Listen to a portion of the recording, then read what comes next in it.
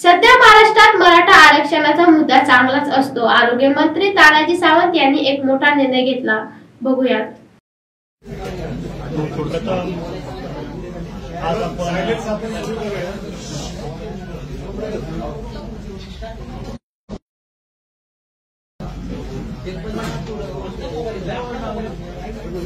खरं तर आज आपण सर्वांना 11th आवरला मेसेज गेले की अशा पद्धतीचा एक उपक्रम आम्ही मागच्याही 2018-19च्या दरम्यान राबवला होता।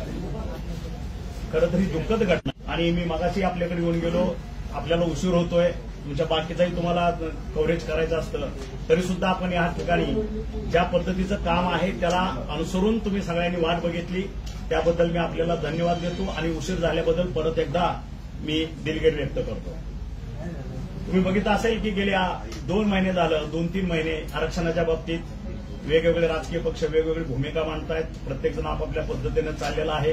असंच 2017-18च्या दरम्यान सुद्धा मराठा आरक्षणाच्या बाबतीत जवळपास 58 मोर्चे निघाले, शांततेच्या मार्गातून निघाले आणि परत टोकाची भूमिका घेऊन मराठ्यातल्या काही तरुणांनी अगदी उद्विग्न होऊन जवळपास त्यावेळेस 42 माझ्या तरुण मुलामुलींनी आत्महत्या केल्या।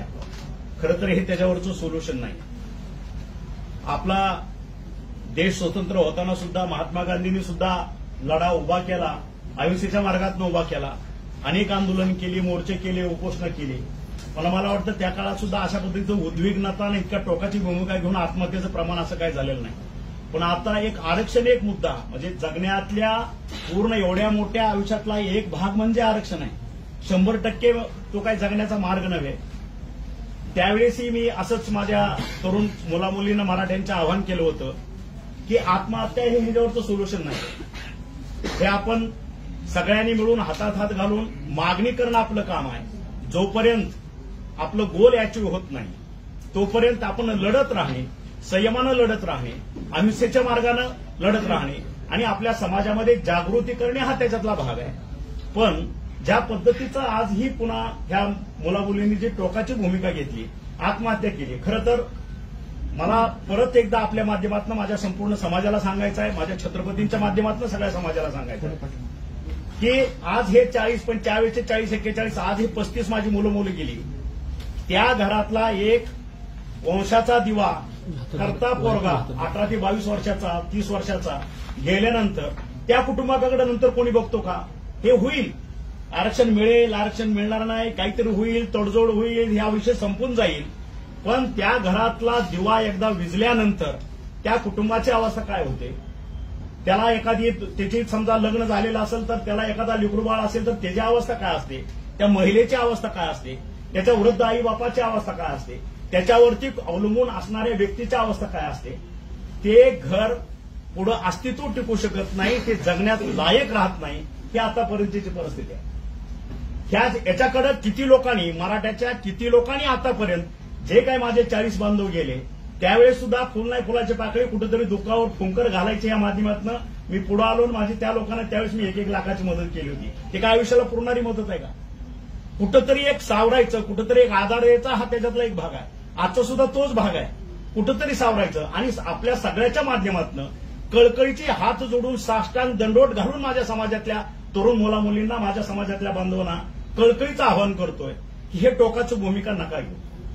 कारण एकदा तुम्ही गेल्यानंतर तुमच्या कुटुंबाचा पहिला विचार करा, मग हे आरक्षण मिळवायचं किंवा काय करायचं हे कुणासाठी करायचं आहे? सगळे जर त्याचा उपभोग घेणारं, त्या ठिकाणी ती एन्जॉय करणारा माणूस किंवा ती व्यक्ती, ती मुलगा, ती मुलगी जर माझ्या समाजातली अशा पद्धतीतून नष्ट होत असेल, अशा पद्धतीचा एक मेसेज जात असेल तर आरक्षण घेऊन करायचं काय?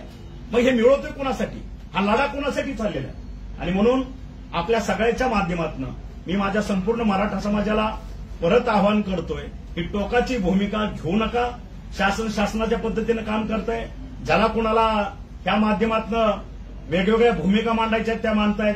आज ह्या ठिकाणी मी माझी कुठलीही भूमिका मांडणार नाही, माझी एकच भूमिका आहे माझ्या समाजाची। ज्या समाजामध्ये मी जन्मलोय त्या समाजाचं मी देणं लागतो, त्या मातीत मी जन्मलोय, ते माझं आणि त्या मराठ्यांचं आमचं रक्त एक आहे, त्याच्यासाठी काहीतरी करायचं, ही माफक भूमिका आज आपल्या माध्यमातून मी मांडतोय आणि परत आपल्या माध्यमातून माझ्या समाजातील तरुण तरुणींना एकच आवाहन करतो, ह्याच्यावर आत्महत्या हे ह्याच्यावरचं सोल्युशन नाही, अंतिम साध्य हे नाही, अंतिम साध्य आरक्षण सुद्धा नाही. आपण जिवंत राहिलो, आपण असलो, आपलं अस्तित्व असलं तर हे आरक्षण, तर हा सगळा संसार, अदरवाईज ह्याला काहीही अर्थ नाही. म्हणून आज आपल्या माध्यमातून आज या ठिकाणी महाराष्ट्राच्या कानाकोपऱ्यातनं ज्या तरुण तरुणींनी आत्महत्या केलेल्या आहे त्याचे कुटुंब, त्यांचे आई वडील असतील, त्यांच्या कोण समजा मिसेस वगैरे असतील किंवा भाऊ बंधू कोणी असतील, त्यांना आम्ही या ठिकाणी बोलून घेतलंय. आणि त्या आता येणारा पुढा दिवाळीचा सण आहे, दुःखाचा डोंगर सगळ्यावरती कोसळलाय. एक फक्त कर्तव्य म्हणून त्या कुटुंबाला कुठंतरी आधार द्यायचा, हे अंतिम सत्य असू शकत नाही, हे आयुष्याला काहीच पुरणार नाही.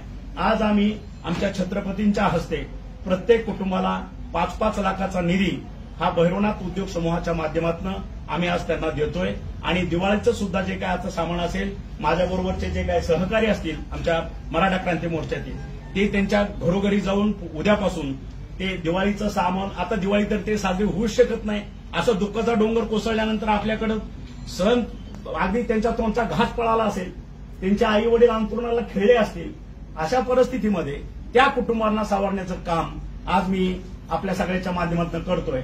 आणि माझे ह्या 35 आज काय छोटे असतील, काय मोठे असतील, काय कॉलेज लाईफमध्ये असतील, या सगळ्यांचं दत्तक एक पालकत्व मी आज आपल्या माध्यमातून अस्तित्व मिळेल, उद्या मिळेल का नाही हा नंतरचा भाग आहे. परत एकच सांगतो की आत्महत्या करू नये एवढं कळकळीचं नम्र मी आवाहन करतो.